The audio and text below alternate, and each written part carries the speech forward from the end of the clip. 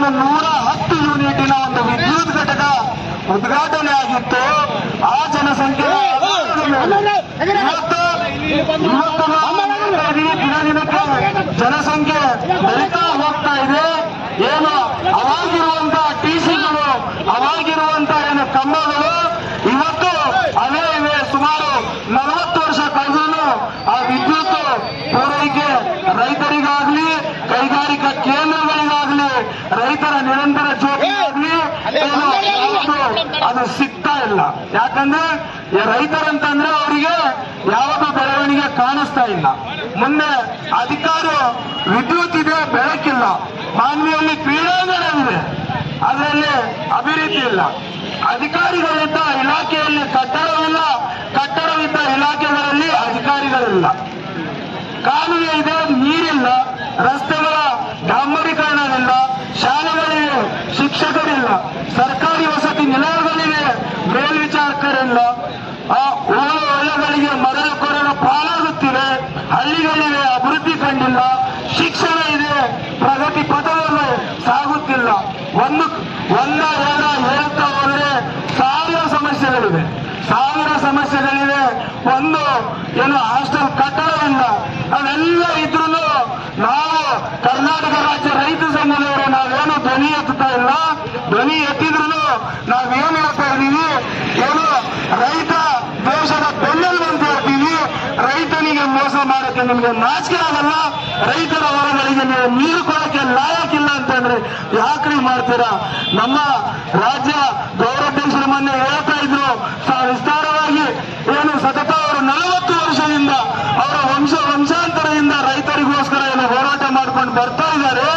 ರೈತರ ಕಾಳಜಿ ಅವರ ಹತ್ರ ಎಷ್ಟಿದೆ ಅಂದ್ರೆ 2020 ಏನು ಯಡಿಯೂರಪ್ಪ ಅವರು ಮುಖ್ಯಮಂತ್ರಿ ಇದ್ದಾಗ ಅವಾಗೆ ಅಂದ್ರು, ಸ್ವಾಮಿ ಮೇಲ್ಭಾಗದಿಂದ ಕೆಳಭಾಗವರೆಗೆ ಏನು ಟಿವಿ ಡ್ಯಾಮ್ ನಿಂದ ನಮ್ಮ ಯರಮರಸ್ ಕ್ಯಾಂಪ್ ವರೆಗೆ ನಮಗೆ 125 ಇಂಜಿನಿಯರ್ಗಳ ವ್ಯವಸ್ಥೆ ಬೇಕಾಗಿದೆ. 125 ಇಂಜಿನಿಯರ್ಗಳ ವ್ಯವಸ್ಥೆ ಬೇಕಾಗಿದೆ. ಇವತ್ತು ನೀರಾವರಿ ಇಲಾಖೆಯಲ್ಲಿ ಕೆಲಸ ಮಾಡುವಂತ ಇಂಜಿನಿಯರ್ ಬರೀ 3. ಎಷ್ಟಪ್ಪ? 3. ಈಗ ರೈತರು ಯಾರಿಗೆ ಕೇಳಬೇಕು, ಯಾರಿಗೆ ಸಂಪರ್ಕಿಸಬೇಕು ಒಂದು ಗೊತ್ತಾಗ್ತಾ ಇಲ್ಲ.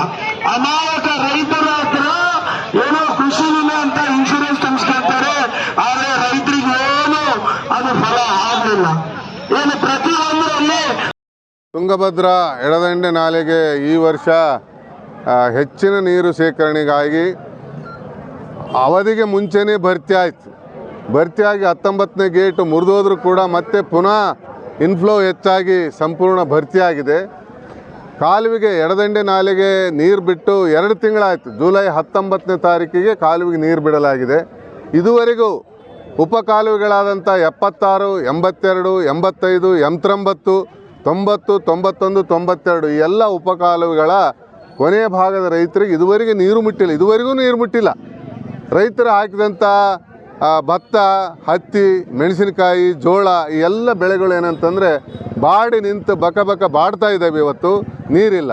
ಒಂದು ಕಡೆಗೆ ಜಲಾಶಯ ತುಂಬಿ ನದಿಗೆ ಯಥೇಚ್ಛವಾಗಿ 20ರಿಂದ 25 ಸಾವಿರ ಕ್ಯೂಸೆಕ್ಸ್ ನೀರು ಹರಿತಾ ಇದ್ದರೂ ಕೂಡ ಕಾಲುವೆ ಕೊನೆ ಭಾಗದ ರೈತರಿಗೆ ನೀರು ತಲುಪ್ತಾ ಇಲ್ಲ. ಅಂದರೆ ಅಧಿಕಾರಿಗಳ ಒಂದು ಕೊರತೆ, ಬೇಜವಾಬ್ದಾರಿ, ರಾಜಕಾರಣಿಗಳ ಬೇಜವಾಬ್ದಾರಿತನ ನಡೆ ಮತ್ತು ಮೇಲ್ಭಾಗದಲ್ಲಿ ಅನಧಿಕೃತ ನೀರಾವರಿ ಸುಮಾರು 1,50,000ಕ್ಕೂ ಹೆಚ್ಚು ಅನಧಿಕೃತ ನೀರಾವರಿ ಆಗ್ತಾ ಇದೆ. ಇವತ್ತು ವಡ್ರಟ್ಟಿ, ಗಂಗಾವತಿ, ಕಾರಟಗಿ ಮತ್ತು ತುರುಹಾಳು ವ್ಯಾಪ್ತಿಗಳಲ್ಲಿ ಯಥೇಚ್ಛವಾಗಿ ಮುಖ್ಯ ಕಾಲುವೆಯಿಂದ ಅನಧಿಕೃತವಾಗಿ ನೀರು ಪಡ್ಕೊಂಡು ನೀರಾವರಿ ಮಾಡ್ತಾ ಇದ್ದಾರೆ. ಇದರಿಂದ ಸಿರವಾರ, ಮಾನ್ವಿ, ರಾಯಚೂರು ತಾಲೂಕುಗಳಿಗೆ ನೀರು ಬರ್ತಾ ಇಲ್ಲ.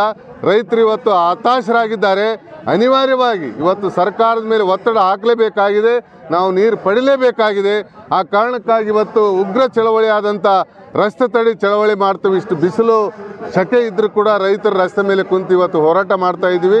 ಒಂದು ವೇಳೆ ಸರ್ಕಾರ ಕೂಡಲೇ ಎಚ್ಚೆತ್ತುಕೊಂಡು 1-2 ದಿವಸದಲ್ಲಿ ಈ ಕಾಲುವೆಗಳಿಗೆ ನೀರು ಹರಿಸ್ತಾ ಇದ್ದರೆ ನಾಡಿದ್ದು ಏನು ತುಂಗಭದ್ರಾ ಜಲಾಶಯಕ್ಕೆ ಬಾಗಿನ ಅರ್ಪಿಸಲಿಕ್ಕೆ ಮುಖ್ಯಮಂತ್ರಿ ಮತ್ತು ನೀರಾವರಿ ಮಂತ್ರಿಗಳು ಬರ್ತಾರೆ. ಅವ್ರ ಮುಂದೆ ಉಗ್ರವಾದಂಥ ಪ್ರತಿಭಟನೆಯನ್ನು ಮಾಡ್ತೀವಿ ಅಂತಕ್ಕಂಥ ಎಚ್ಚರಿಕೆಯನ್ನು ಈ ಸರ್ಕಾರಕ್ಕೆ ಕೊಡ್ತೀವಿ. ಈ ಭಾಗದಲ್ಲಿ ಅಂತಂದ್ರೆ 85 ಭಾಗದಲ್ಲಿ ಮತ್ತು ನೀರ್ಮಾನಿ ಭಾಗದಲ್ಲಿ ಕೂಡ ನೀರು ಬರ್ತಾ ಇಲ್ಲ ಅಂದ್ರೆ ಇದು ಯಾರ ವೈಫಲ್ಯ? ರಾಜಕಾರಣಿಗಳು ನಿದ್ದೆಯಲ್ಲಿದ್ದಾರಾ ಅಥವಾ ಮನೆಯಲ್ಲಿ ಮಲ್ಕೊಂಡಿದ್ದಾರೆ ಸರ್? ರಾಜಕಾರಣಿಗಳು ಸಂಪೂರ್ಣ ನಿರ್ಲಕ್ಷ್ಯ ವಹಿಸಿದ್ದಾರೆ. ಇವತ್ತು ವಿಧಾನಸಭೆಯಲ್ಲಿ ಯಾಕೆ ಗುಡುಕ್ತಾ ಇಲ್ಲ? ವಿಧಾನಸಭೆಯಲ್ಲಿ ಮಾತಾಡ್ತಾ ಇಲ್ಲ, ಅಧಿಕಾರಿಗಳು ಕೂಡ ಮಾತಾಡ್ತಾ ಇಲ್ಲ. ಇವತ್ತು ಸಿಬ್ಬಂದಿ ಕೊರತೆ ಇದ್ರೂ ಮುಖ್ಯಮಂತ್ರಿಗೆ ಹೇಳಿ ಇಲ್ಲಿ ಸಿಬ್ಬಂದಿಗಳನ್ನ ಹಾಕಿಸ್ತಕ್ಕಂಥ ಕೆಲಸ ಕೂಡ ನಮ್ಮ ಜನಪ್ರತಿನಿಧಿಗಳು ಮಾಡ್ತಾ ಇಲ್ಲ. ಈಗ ನೀರು ಕದಿತಕ್ಕಂಥವ್ರು ಮೇಲ್ಭಾಗದ ಬಂಡವಾಳಶಾಹಿಗಳು, ಅದರಲ್ಲಿ ಮಾಜಿ ಶಾಸಕರಿದ್ದಾರೆ, ಮಾಜಿ ಮಂತ್ರಿಗಳಿದ್ದಾರೆ. ಎಲ್ಲರೂ ಅಲ್ಲಿ ಮೇಲ್ಭಾಗದಲ್ಲಿ ಏನಂತಂದ್ರೆ ಗಂಗಾವತಿ, ಕಾರಟಗಿ, ಸಿಂಧನೂರು ಮತ್ತೆ ತುರಿಯಾಳ ವಿಭಾಗಗಳಲ್ಲಿ ಹೆಚ್ಚಿನ ಪ್ರಮಾಣದಲ್ಲಿ ಅನಧಿಕೃತ ನೀರಾವರಿ ಆಗ್ತದೆ. ಅದರಿಂದ ನಮಗೆ ಇವತ್ತು ನೀರು ಬರ್ತಾ ಇಲ್ಲ.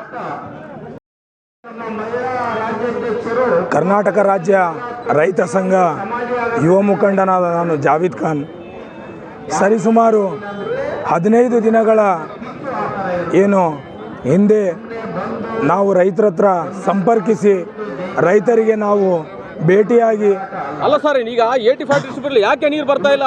ಇದೆಲ್ಲ ವೈಫಲ್ಯ ಯಾರು? ಅನಧಿಕೃತ ಕೆರೆಗಳು. ನಾನು ಈ ಚಳುವಳಿಯನ್ನು ಪೂರ್ವಭಾವಿ ಸಭೆಯಿಂದ ಹಮ್ಮಿಕೊಂಡಾಗ ನಾನು ಹಳ್ಳಿಗೆ ಹೋಗಿದ್ದೆ. ರೈತರ ಕಷ್ಟ, ರೈತರ ಹೊಲಗಳು, ಬಡವರ ಏನು ಒಂದು ಹೊಲಗಳಿವೆ, ಅವು ಅವ್ರು ಬಿತ್ತಿದ ಬೆಳೆಗಳು ಬಿತ್ತಿ ಹೋಗಿವೆ. ರೈತರ ಜೀವನ ಇವತ್ತು ತುಂಬ ಕಷ್ಟ ಇದೆ, ಅರ್ಥ ಮಾಡ್ಕೊಳ್ಳೋಕ್ಕೂ ಆಗ್ತಾ ಇಲ್ಲ. ರೈತ ಇವತ್ತು ಸಾಲಕ್ಕೆ ತುತ್ತಾಗಿ ವಿಷ ಸೇವಿಸಿ ಆತ್ಮಹತ್ಯೆ ಮಾಡುವಂಥ ಪರಿಸ್ಥಿತಿ ಬಂದಿದೆ. ಇವತ್ತು ಶಾಸಕರು, ಮಾಜಿ ಶಾಸಕರು ಬಲ್ಟಿಗೆಯಲ್ಲಿರುವಂಥ ಅನಧಿಕೃತ ಕೆರೆಗಳು ಏನು ಬಾರು 1, ಬಾರು 2, ಬಾರು 3 ಅವರು ಏನು ಉಳಿದೆ, ಆ ಶೀಡನ್ನು ತೆಗೆಯೋಕ್ಕೂ ಆಗ್ತಾ ಇಲ್ಲ, ಅಧಿಕಾರಿಗಳಿಲ್ಲ. ರೈತರು ಹೋಗಿ ಸಂಪರ್ಕಿಸಿದರೆ ರೈತರಿಗೆ ರೈತರ ದುಃಖ, ರೈತರ ಕಷ್ಟ ಕೇಳೋನು ಯಾವೊಬ್ಬ ನಾಯಕ ಅವನು ನಾಲಾಯಕ ಮುಂದಕ್ಕೆ ಬರ್ತಾ ಇಲ್ಲ. ಇವತ್ತು ಕರ್ನಾಟಕ ರಾಜ್ಯ ರೈತ ಸಂಘ ವಿರೋಧ ಪಕ್ಷ ಆಗಿ ಕೆಲಸ ಮಾಡಿ ಇವತ್ತು ಸರ್ಕಾರಕ್ಕೆ ಹಾಗೂ ಈ ಜಿಲ್ಲಾಡಳಿತಕ್ಕೆ ಒಂದು ಚಾಟಿ ಬೀಸುವಂಥ ಕೆಲಸ ಮಾಡ್ತಾ ಇದೆ. ಇವತ್ತು ನಾವು ರೈತರು ಬೆಳೆದ ಬೆಳೆಗಳಿಗೆ ನೀವು ನೀರು ಕೊಟ್ಟಿಲ್ಲ ಅಂತಂದರೆ ಮುಂದಿನ ದಿನಮಾನಗಳಲ್ಲಿ ಏನು ಸಿದ್ದರಾಮಯ್ಯ ಅವರು ಬಾಗಿನ ಹರಿಸ್ಬೋಕೆ 22ಕ್ಕೇನು ಬರ್ತಾ ಇದ್ದಾರೆ TB ಡ್ಯಾಮ್ಗೆ, ನಾವು ಮುತ್ತಿಗೆ ಹಾಕಿ ನಮ್ಮ ಮಾನ್ವಿ ತಾಲೂಕು ಕಡೆಭಾಗ ಎಂದು ನಮ್ಮನ್ನು ಯಾವುದೋ ಒಂದು ಜಿಲ್ಲೆಗೆ, ಯಾವುದೋ ಒಂದು ಅನ್ಯ ರಾಜ್ಯಕ್ಕೆ ಸೇರಿಸುವಂಥ ಕೆಲಸ ಇಲ್ಲಿರುವಂಥ ಶಾಸಕರು, ಇಲ್ಲಿರುವಂಥ ನೀರಾವರಿ ಸಚಿವರು, ಇಲ್ಲಿರುವಂಥ ಎಲ್ಲ ಅಧಿಕಾರಿಗಳು ನಮ್ಮನ್ನು NS ಬೋಸರಾಜ್ ಸಾಹೇಬರು ಅವ್ರಿಗೆ ಗೊತ್ತಾಗಲ್ವಾ? ನೀರಾವರಿ ಸಚಿವರಿದ್ದಾರೆ, ಅವರು ಏನು 356 ಕೋಟಿ ಒಂದು ಬ್ರಿಡ್ಜ್ ಮಾಡೋಕ್ಕೆ ಬಂದಿದ್ದಾರೆ. ಏನು ಬ್ರಿಡ್ಜ್ ಕಮ್ ಬ್ಯಾರೇಜನ್ನು ಚಿಕ್ಕಲ್ಪರಿಯಲ್ಲಿ ಮಾಡಿ ದೊಡ್ಡ ಬ್ಯಾನರ್ ಮಾಡಿ ಉದ್ಘಾಟನೆ ಮಾಡ್ತಾ ಇದ್ದಾರೆ. ಇವತ್ತು ರೈತರು ಬೀದಿಗೆ ಬಂದು ಕುಂದಿರುವ ಪರಿಸ್ಥಿತಿ ಬಂದಿದೆ. ರೈತರ ಭತ್ತ ಹಾಳಾಗ್ತಾ ಇದೆ, ರೈತರು ಸತ್ತು ಹೋಗ್ತಾ ಇದ್ದಾರೆ. NS ಬೋಸರಾಜ್ ಅವರೇ, ಶಾಸಕರೇ, ಹಂಪೈ ನಾಯಕ್ ಅವರೇ, ಗೊತ್ತಾಗಲ್ವಾ ನಿಮಗೆ? ನಿಮ್ಮ ಕೆರೆಗಳು ತುಂಬಿಸ್ಕೊಂತೀರಿ, ರೈತರಿಗೆ ಯಾಕೆ ನೀವು ನೀರು ಕೊಡಲ್ಲ? ಕೆಳಗಿನ ರೈತರಲ್ಲ, ನಿಮಗೇನು ನಾವು ಮತ ಹಾಕಿಲ್ವಾ? ನಿಮಗೆ ಮಾನವೀಯತೆ ದೃಷ್ಟಿನೇ ಇಲ್ಲ. ಅದಕ್ಕೆ ದಯವಿಟ್ಟು ನಿಮಗೆ ನಾವು ಕೈ ಮುಗಿದು ನಿಮಗೆ ಕಾಲಿಗೆ ಬಿದ್ದು ಬೇಡ್ಕೊಂತೀವಿ. ರೈತರ ಶಾಪ ಬೇಡ. ರೈತರ ಶಾಪ ತಟ್ಕೊಂಡ್ರೆ ನೀವು ಹಾಳಾಗಿ ಹೋಗ್ತೀರಾ. ನೀವು 40 ವರ್ಷ ಆಡಳಿತ ನಡೆಸಿದ್ದೀರಾ, ನಿಮಗೆ ಅನುಭವ ಇದೆ. ಯಾವ ಮೂಲೆಯಲ್ಲಿ ಯಾವ ಪೈಪು ಯಾವ ಗೇಜ್ ಅಂತ ಅನುಭವ ಇದೆ. ನಾಚಿಕೆ ಆಗಬೇಕು, ನಿಮಗೆ ನಾಚಿಕೆ ಆಗಬೇಕು. ಇವತ್ತು ನಾಚಿಕೆಗೇಡು ಸಂಗತಿ ಒಬ್ಬ ರೈತನ ಪರಿಸ್ಥಿತಿ ಬೀದಿಯಲ್ಲಿ ತಂದು ಹಾಕಿದ್ದೀರಾ. ನೀವು ನಿಮ್ಮಂಥ ನಾಯಕರಿದ್ದರೂ ಕೂಡ ಏನು ವೇಸ್ಟು. ನೀವು ತಕ್ಷಣವೇ ಸ್ವೇಚ್ಛೆಯಿಂದ ನೀವು ರಾಜೀನಾಮೆ ಕೊಟ್ಟುಬಿಡ್ರಿ. ಯಾವ ಅಧಿಕಾರಕ್ಕೆ ನೀವು ಲಾಯಕ್ಕಿಲ್ಲ.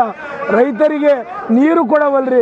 ಅಮೇರಿಕಕ್ಕೆ ಹೋಗಿ DK ಶಿವಕುಮಾರು ಏನು ಭಾರತ ದೇಶದ ರೈತ ಬೆನ್ನೆಲು ಬಂತು ಹೇಳ್ತಾನೆ. ನಿನಗೆ ನಾಚಿಕೆ ಆಗಲ್ವಾ? ಬೇರೆ ಅಂತಾರಾಷ್ಟ್ರೀಯದಲ್ಲಿ ಹೋಗಿ ಸುಳ್ಳು ಹೇಳ್ತೀಯ. ಇವತ್ತು ಕೆಳಭಾಗದ ರೈತರು ಸತ್ತೋಗ್ತಾ ಇದ್ದಾರೆ.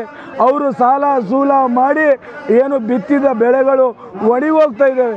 ನಾನು ಅಡ್ಡಾಡಿದ್ದೀನಿ ಸರ್, ನಾನು ಚಾಗ್ಬಾಯಿ ಹೋಗಿದ್ದೀನಿ, ಜಂಬಲ್ದಿನಿ ಹೋಗಿದ್ದೀನಿ, ಹರಿವಿಗೆ ಹೋಗಿದ್ದೀನಿ ಸರ್. ಬೆಳೆ ಇಲ್ಲದ ರೈತ ನೀರು ಸಸಿ ಏನು ಹಾಕಿದ್ದಾನವನು ನೀರಿಲ್ಲ ಸರ್. ನಾನು ನೋಡಿದ್ದೀನಿ ಸರ್, ನನಗೆ ದುಃಖ ಗೊತ್ತಾದ. ರೈತ ಹಗಲಿರುಳು ಅವ್ನು ಹೊಲಕ್ಕೆ ಯಾಕೆ ಹೋಗ್ತಾನೆ ಸರ್? ಎದಕ್ಕೆ ಕಷ್ಟಪಡ್ತಾನೆ ರಾತ್ರಿಗೆ ಹೋಗಿ ಎಲ್ಲ ಹೋಗಿ ಮಾಡ್ತಾನೆ, ಆದ್ರೆ ನೀರು ಕೊಡೋವಲ್ರು. ಇಂಥ ನಾಯಕರು ತಕ್ಷಣವೇ ರಾಜೀನಾಮೆ ಕೊಡಬೇಕು. ಇವ್ರು ನೀರು ಕೊಡಬೇಕು, ತಕ್ಷಣವೇ ರಾಜೀನಾಮೆ ಕೊಡಬೇಕಂತೇಳಿ ನಾನು ಮಾಧ್ಯಮದ ಮುಖಾಂತರ, ಈ ರಸ್ತೆ ತಡೆ ಚಳವಳಿ ಮುಖಾಂತರ ಅವ್ರಿಗೆ ಎಚ್ಚರ ವಹಿಸ್ತೀನಿ.